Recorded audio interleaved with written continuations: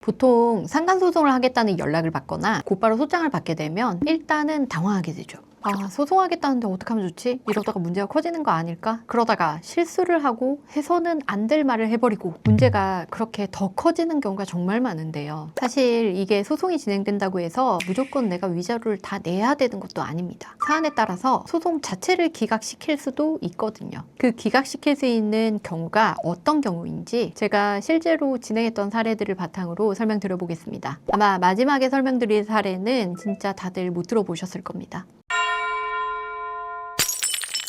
안녕하세요. 최영 변호사입니다. 상간소송을 당해도 기각될 수 있는 첫 번째 경우는 부정행위 자체가 없었던 경우입니다. 상간소송을 진행하기 위해서 원고 입장에서 필수적으로 주장하고 증명해야 되는 두 가지 요건, 바로 부정행위가 있었다는 점, 그리고 기혼임을 알았다는 점 중에서 첫 번째에 해당하는 사건입니다. 대부분 분들은 부정행위가 없었으면 상간소송 기각되는 게 너무나 당연한 거 아니야? 이렇게 생각을 하실 거잖아요. 그런데 원고도 변호사를 선임해서 사건을 진행하기까지 부정행위 관련한 증거는 어느 정도 수집이 됐다고 생각을 하고 진행을 했을 거거든요. 원고의 증거가 조금 모호하기는 하더라도 이 정도면 인정이 되겠다라는 자문을 받고 그리고 사건을 승소할 거라고 생각을 하고 진행을 했을 겁니다. 그런데도 이 사실관계가 실제 사실관계와 다를 수가 있고 그 사실관계가 원고가 상상력을 더해서 왜곡, 과장한 상태에서 진행을 하게 되면은 부정행위 자체를 인정받지 못하고 기각이 될 수도 있는 겁니다. 오늘 제가 소개드릴 사건 같은 경우에는요, 원고의 배우자와 피고가 직장 동료였던 사건입니다. 직장 동료들 요즘 친하게 지내는 경우들도 있지만 실제로 내연관계를 맺는 경우들도 되게 많기는 합니다. 그런데 우리 케이스 같은 경우에는 이 직장 동료들끼리 아무런 관계가 아니었습니다. 다만 원고가 의심할 법한 어떤 사실관계가 있기는 했습니다. 원고의 배우자가 화장품을 선물 받은 내역이 있었고요. 원고의 배우자가 어떤 모텔을 검색했었던 내비게이션 결과가 있었습니다. 그러니까 원고 입장에서는 상간녀가 있다 라고 강력하게 의심을 하고 이 화장품을 준 사람이 누굴까? 저 모텔은 누구와 함께 갔을까? 이거를 막 추적하기 시작을 했었던 겁니다. 거기에 별로 친하지는 않았지만 우연히 공동 육아를 한번 했었던 우리 피고 당사자가 걸려든 건데요. 구체적인 사실관계는 이렇습니다. 피고는 남편이 해외 주재원으로 나가 있어서 혼자서 양육을 좀 빡세게 하고 있었고 육아 같은 거를 시부모님이 좀 도와주고 계셨고 그리고 직장생활을 하고 있는 워킹맘이었습니다. 그런데 아이들 체험학습을 갈 기회가 있었는데 체험학습을 가려고 하니까 애들 챙겨서 가기가 좀 힘든 거예요. 그 와중에 직장 동료들끼리 밥 먹고 이야기를 하다가 원고의 배우자가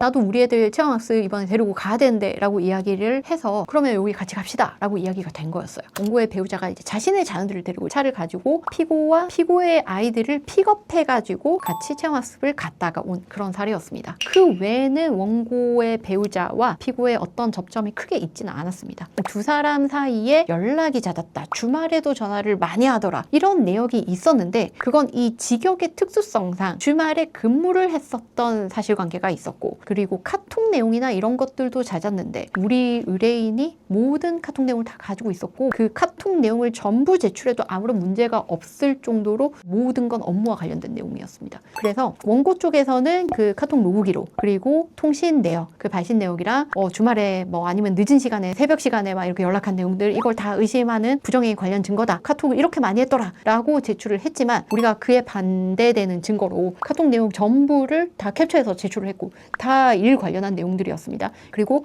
서로 간에 주고받은 내용을 보면은 서로 존대하는 관계였기 때문에 이게 누가 봐도 부정행위로 보기엔 좀 어려운 그리고 일 관련한 내용 외에 사적인 내용은 전혀 없는 그런 류의 내용이었고 그게 그 카톡 록이랑 딱딱딱딱 맞아떨어지는 그러니까 그 어떤 것도 삭제하거나 누락된 게 없이 있는 내용 그대로 제출한 그런 내용들이었거든요. 그래서 이제 그런 부분들을 증명할 수 있었고 또 통신 내역 관련해서 새벽이나 아니면은 주말에 연락했었던 내역 관련해서는 그때 야근이나 특근을 했었던 내용들이 다 남아 있었습니다. 그래서 전화를 하고 그 다음에 관련 자료를 카톡으로 보내고의 내용도 다 있었거든요. 그 부분들을 일 관련해서 모두 다 설명을 할 수 있을 정도로 증명을 해낼 수가 있는 사건이었습니다. 아까 앞서 원고가 의심할 만한 내역이 있었다고 말씀을 드렸잖아요. 원고가 의심할 만한 내역은 뭐였냐면 화장품을 선물 받은 내역과 모텔 검색 내역이 내비게이션상에 있었다는 건데 체험학습 갔을 때 우리 피고의 주소지를 찍었었던 내역이 그렇게 멀지 않게 붙어 있었던 있었던 거예요. 그래서 여기를 갔다가 모텔을 간 것이다 이런 식의 주장이 있었는데 이게 아이들 데리고 픽업하고 아이들 데리고 집에 들어가는데 이게 앞뒤가 맞지를 않잖아요. 그러면 자기 애들은 어디다 놓고 모텔에 갔다는 겁니까? 그러니까 이게 뭔가 앞뒤가 맞지 않는 그런 류의 내용들. 그래서 그 부분 반박이 가능했었고 화장품은 사실은 우리 피고가 준 게 아니었습니다. 제3자가 준 거였고요. 그런 부분들이 이제 밝혀지면서 소송 과정에서 우리 쪽에 이제 연락한 내용들은 다 업무상 내용이었고 현장 체험학습을 한번 갔다가 온 이 사실 자체를 부정행위로 볼 수 있는 건가? 그거는 이제 법원에서 이것만으로 부정행위로 인정하기는 어렵다라고 판단을 한 거고 나머지 원고의 다수의 다른 주장도 있었지만 그건 대부분 원고의 상상에 기초한 주장들이었기 때문에 법원에서 받아들이지 않았습니다. 이 사건은 전반적으로 원고가 원고 배우자와 피고의 부정행위를 주장했지만 그리고 그것 때문에 원고는 이혼까지 하게 됐지만 이 사건의 피고의 입장에서 봤을 때 나는 원고의 배우자 부정행위 한 사실 자체가 없다라는 사건이었기 때문에 법원에서 봤을 때 이게 누구 말이 맞는가를 판단을 해봤을 때는 이거 원고가 이렇게 부정행위를 했다고 주장하지만 이것만으로 부정행위로 볼 수 있나? 라고 생각을 하고 피고의 말이 맞다라고 판단을 해서 전부 기각을 시켰었던 그런 사건입니다. 추가로 말씀을 드리면 이게 사실은 그 현장 체험학습 관련해서는 우리 피고는 남자인 직장 동료랑 같이 현장 체험학습 간다고 자기 시부모님한테도 이야기를 해놓은 상태였고 남편한테도 이야기를 해놓은 상태였어요. 그러니까 전혀 이상한 관계가 아니었는데 뭔가 잘못 찍힌 거죠. 그래서 우리가 의심을 받고 억울하게 소장을 받았었던 그런 사건이었습니다. 그런데 그러면은 이 부정이 없었으니까 쉽게 기각되는 거 아닌가요? 라고 생각을 할 수도 있지만 이 사건 꽤나 우리가 공들여가지고 진행했었던 사건입니다. 반드시 기각이 돼야 되는 사건인데 의심의 정황이 부존재하는 건 아니잖아요. 그 분명 존재는 하잖아요. 관련성을 다 없애고 반박을 제대로 해야지만 그 티끌 만한 그 리스크도 방지할 수 있었던 그런 류의 사건이기 때문에 소송이라는 건 사실 끝까지 가기 전에는 언제나 리스크가 있는 그런 류의 사건이니까 이게 또 재판부마다 성향도 좀 다르고 할 수가 있어서 이 사건 진행할 때는 되게 열심히 했었던 그런 사건입니다. 상간소송을 해도 기각될 수 있는 사건 두 번째는 상대방이 총각행세를 해서 기혼인 줄 몰랐던 사건입니다. 상간소송을 하는 원고의 입장에서 주장하고 증명해야 될 요소는 두 가지라고 말씀을 드렸잖아요. 첫 번째는 부정행위, 두 번째는 상대방이 기혼자라는 점을 인지하고 있을 것인데요. 이 케이스는 두 번째 케이스입니다. 제가 총각행세라고 말씀드렸는데 유부녀들이 미혼 여성 행세를 하는 케이스보다 유부남들이 총각행세를 하는 케이스가 절대적으로 많습니다. 이게 왜 그럴까라는 좀 의문은 있는데 유부남은 절대 안 만나겠다는 여성의 수가 유부녀라도 상관없다는 남성의 수보다는 많은 걸까요? 그러니까 뭐 이런 일들이 뭐 많이 일어나는 게 아닌가라는 생각이 들긴 하는데 일단 기혼 남들 중에서 총각행세하는 케이스는 너무 많고 그리고 그 사람들이 되게 이상한 사람들도 아니고 보면 말짱한 직장인이나 뭐 전문직들 엄청 많습니다. 그래서 이건 진짜 특히 미혼의 여성들은 굉장히 조심해야 되는 부분이고 우리 의뢰인도 이제 미혼의 여성이었는데 상대방이 총각행세를 했었던 거예요. 그래서 이런 부분들을 전혀 몰랐었던 그런 사건인데요. 이 남성이 우리 의뢰인은 어떻게 속였냐면 자기가 결혼을 했었는데 그래서 자녀도 있는데 이혼을 했다. 그 혼인관계 증명서 상세를 띄워가지고 자기 이혼한 그 내역까지 보여줬었던 그런 류의 사건입니다. 근데 혼인관계 증명서 상세를 위조한 거는 아니었고 실제로 이혼을 했었던 거는 맞아요. 근데 이혼을 했는데 어떤 문제였는지 모르겠지만 형식적으로만 이혼을 하고 계속해서 그 집에 살고 있는 사실혼 관계였거든요.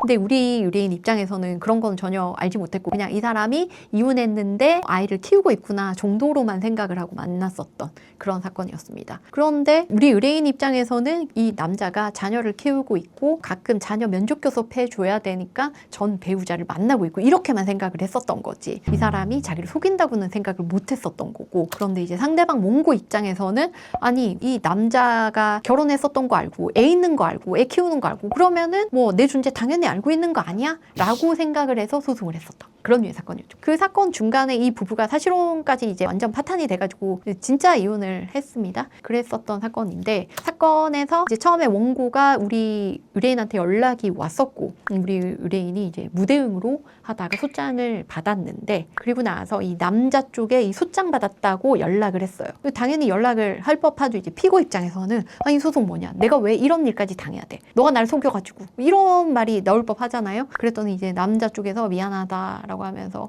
좀 너가 한 번만 그냥 넘어가주면 안 되냐 미안하다 이건 내가 어떻게든 해결해 볼게 그러면서 계속 만나고 싶어하는 그런 의사를 보였어요. 여기에서 이제 계속 만나면 좀 사건이 애매해질 수 있는데 우리 의뢰인이 여기서 단칼에 끊었습니다. 이렇게 진행을 쭉 했었던 사건인데, 우리 쪽에서는 그 남자가 사과했었던 내용도 있고, 남자가 보내준 예전 그 혼인관계증명서 상세 이혼이라고 적혀 있었던 그 내용도 있고, 거기 날짜까지 다 박혀 있고 하니까 주장을 충분히 할 수 있는 그런 류의 사건이었잖아요. 우리 의뢰인도 뭐 자기가 크게 불리하지 않을 거다라고 생각을 하고 진행을 했었던 사건이었는데, 원고가 그걸 믿지를 못하는 거예요. 이건 그럴 리가 없다. 저건 조작이다. 저건 저거 남자랑 짠 거다. 이렇게 하면서 자기가 받아들이지 못하는 거예요. 그래가지고 이제 소송이 진행이 됐는데, 뭐 결과적으로 이제 원고 쪽에서 원고 자기의 이제 전 사실혼 배우자라고 해야 되나요? 그 남자를 부르겠다. 그래서 증인 신청 막 하려고도 하고 막 그렇게 했었거든요. 그랬는데 이제 재판부에서 1심에서는 안 받아줬었고, 증인 나온다고 해도 뭐라고 하겠냐. 어차피 남자가 피고한테 미안하다고 사과한 문자가 있는데 그 내용이 이미 제출됐는데 뭐 이런 입장이었어요. 그 사건에서 이제 1심에서는 우리가 승소를 했고, 그리고 2심까지를 갔었습니다. 그때도 이제 원고 쪽에서 이제 1심 결과를 받아들이지 못해가지고 상소를 해가지고 2심까지 갔었는데, 2심도 우리 피고가 승소를 했었던 그런 사건입니다. 일단 소송 과정에 피고가 억울하게 놓이게 되는데, 이거 자체가 굉장히 괴로운 일이잖아요. 내가 억울한 일을 당하고 있다는. 정말 다행히 증거로 남아있어서 그 부분을 재판부에 제출할 수 있었거든요. 그래서 그것 때문에 좀 견딜 수 있었던 것 같아요. 피고가 이 힘든 와중에서도. 그런데 되게 많은 분들이 그 증거들을 지웁니다. 그래서 나중에 문제되는 경우들이 되게 많아요. 왜냐면은 자신의 입장에서 봤을 때는 지우고 싶은 일인 거예요. 너무 수치스럽고 속은 것도 분하고 아예 안 보고 싶은 거예요. 또는 가끔씩은 원고의 배우자가 나 지금 와이프한테 걸렸는데 너도 큰일 날 수 있으니까 너 빨리 얼른 지워, 이렇게 시키는 경우들이 있거든요. 근데 사실은 원고가 피고의 휴대폰을 볼 수가 없잖아요. 지우고 안 지우고가 무슨 큰일이 날 일이지 싶은데도 이제 그냥 이 원고의 배우자에 대한 기존의 이제 신뢰관계와 애정과 이런 것 때문에 시키는 대로 하는 사람들이 있다고요. 근데 사실 이제 원고의 배우자는 자기가 이 여자한테 했었던 그 수많은 거짓말과 와이프 막 욕하거나 뭐 그런 내용들, 그런 것들이 이제 남아있는 거를 혹시나 원고가 알게 될까봐, 왜냐면 소송하게 되면 그런 거 낼 거니까 그런 거를 없애고 싶어서 지우라고 한 거일 수도 있는 건데, 이 피고 입장에서는 그런 것까지 생각을 못 할 거니까 이렇게 다 지우고 그렇게 하면은 되게 억울하죠. 그런 억울한 사건도 많은데, 다행히 이 사건 같은 경우에는 억울한 와중에 우리가 증거를 다 가지고 있어서 증명을 해내서 승소할 수 있었던 그런 사건이었습니다. 상간소송을 당해도 기각시킬 수 있는 경우 세 번째입니다. 이 케이스는 많은 분들이 놓치거나 소송 중에 잘 주장을 하지 못하는 경우들도 많은 케이스인데요. 바로 원고가 이혼하면서 원고의 배우자로부터 충분한 위자료를 받았을 때입니다. 그 상간소송을 진행을 하기 위해서 두 가지 요건이 필요하다고 말씀드렸잖아요. 부정행위 그리고 기혼자임을 알았을 것. 그런데 이 두 가지를 다 충족한 경우라고 하더라도 불법행위 손해배상 또는 이혼에 따른 손해배상을 이미 전 배우자라고 할 수 있는 원고의 배우자로부터 이미 원고가 받았다면, 이거는 전체 불법행위에 따른 손해배상 채권이라는 그 청구권의 관념에서 봤을 때는 이미 전액 변제됐다고 볼 수가 있는 거거든요. 우리가 보험금 이중 청구 안 되는 거 아시죠? 그거와 비슷한 구조라고 생각을 하시면 됩니다. 손해가 발생하고 그 배상을 해야 되는 건데, 그 일을 일으킨 공동 불법행위자 2인 중에 1인이 이 모든 손해배상 채무를 다 지고 그걸 다 변제했다라고 하면은 원고의 입장에서 이중 청구를 하면 안 되는 거예요. 그래서 만약에 원고 부부가 이혼을 하면서 원고의 배우자로부터 충분한 위자료를 받았다라는 사실이 있고, 그 점을 우리 소송 중에 증명할 수 있다면은 원고의 배우자가 이미 다 변제했으므로 남아있는 채권액이 없습니다 라는 주장을 할 수가 있는 겁니다. 이 변제 항변이라는 거는 굉장히 강력한 항변이거든요. 그렇기 때문에 이 주장은 법원이 어느 정도 감안을 할 수밖에 없는 내용이고, 전액 다 받았다고 판단하는 경우들도 있고, 그중 일부 받았으니까 그 부분 변제 항변으로 제하고 나머지 잔액의 위자료가 인정되는 케이스도 있는데, 이게 만약에 충분한 위자료가 다 지급이 됐다라고 판단이 된다라면 이 사건은 전부 기각이 될 수 있습니다. 실제로 최근에 있었던 사건 중에서 이런 주장을 해서 전부 기각시킨 사건도 있었습니다. 우리가 변제 항변을 통해서 이 부분을 법원에 인정을 받으려면은 원고 부부가 이혼하면서 위자료를 받은 사실을 증명을 해야 되는데, 이혼은 소송으로 이혼할 수도 있고 조정으로 이혼을 할 수도 있고 합의 이혼을 할 수도 있잖아요. 이 세 개가 결론이 나면 보통 어떤 문서가 남아 있습니다. 문서가 없다라고 하면 사실 증명하기가 좀 어렵고, 합의 이혼을 하면은 합의서 같은 걸 보통 작성을 하니까 그 합의서가 있을 거고, 만약에 조정으로 이혼한다라고 하면 조정 조서가 있을 거고, 그리고 판결이 났다라고 하면 그 판결문의 위자료 이런 용어들이 있을 거거든요. 있거든요. 그래서 거기에 그 용어가 위자료라고 기재된 부분에 얼마가 기재되어 있고 그 해당하는 그 금원이 실제로 지급이 되었는지 이런 부분들을 피고 쪽에서 주장하고 증명을 해내야 됩니다. 그걸 해내지 않으면 주장은 했을 때 증명을 못한 거예요. 그러니까 어떤 입증 책임이라는 게 있거든요. 법은 약간 핑퐁 같은 건데 우리가 주장하고 항변하고 이런 구조가 있어요. 요건 사실이라고 이야기를 보통 하는데 폭탄 돌리기 같은 거라고 생각하면 됩니다. 원고와 피고가 폭탄을 하나를 가지고 서로한테 던지는 게 소송 과정이라고 생각하면 돼요. 내가 입증 책임을 가지고 있는 거를 내가 입증 책임을 다 하고 나면 그 폭탄이 상대방한테 간다고 생각을 하면 됩니다. 보통은 어떤 사실을 존재를 주장하는 쪽에 입증 책임이 있다라고 하거든요. 그러면은 나는 이런 위자료 채권이 있습니다. 왜냐하면 부정행위를 했기 때문이고 내 배우자가 기훈임을 상대방이 알았기 때문입니다. 라고 하는 주장을 같이 하면서 증명을 해내면 그 폭탄은 피고한테 가는 겁니다. 그럼 피고 입장에서는 인정. 그런데 저 위자료 채권은 이미 변제가 되었습니다. 누구에 의해서? 원고의 배우자가 이미 변제를 했다고 합니다. 라고 하고 원고의 배우자가 이혼하면서 뭐 조정 조서를 남겼거나 합의를 했거나 아니면은 판결을 받았을 때 거기에 있는 이 위자료 채권 뭐 얼마 이렇게 기재되어 있는 부분 있잖아요. 그리고 그 위자료가 실제로 입금된 계좌 내역이 있을 거 아닙니까? 그거를 주장하고 증명을 해내면 그 폭탄은 다시 누구한테 간다? 원고한테 가는 겁니다. 그런데 만약에 여기서 주장을 했는데 증명을 못한다? 라고 하면 그대로 있는 거예요. 그 폭탄이. 그럼 거기서 터지는 거예요. 그게 이제 패소라고 생각하시면 됩니다. 지금 영상 보고 계시는 분들은 상대방으로부터 연락을 받았거나 그 대리인이 연락을 했거나 아니면 소장을 받으신 상태일 건데요. 이 상황에서 절대 하면 안 되는 일 두 가지 말씀드리겠습니다. 첫 번째, 여러분이 가지고 있는 증거 누가 와가지고 강제로 볼 수 없거든요. 여러분이 내용을 보고 우리 쪽에 유리한 내용인지 불리한 내용인지를 판단을 해서 법원에 제출해야 될 아주 중요한 증거일 수 있습니다. 그러니까 여러분 지금 가지고 있는 증거 절대 삭제하지 마시기 바랍니다. 그리고 지금까지 있었던 어떤 내용이나 아니면은 이 남자 쪽으로부터 사과받아야 되는 그런 내용들, 아까 제가 말씀드린 기혼자인 걸 숨겼었던 거 이런 거 사과받아야 되는 거잖아요. 우리가 따져 물을 게 있는 거잖아요. 그런 내용들이 있으면 다 차곡차곡 녹음을 해두고 모아두세요.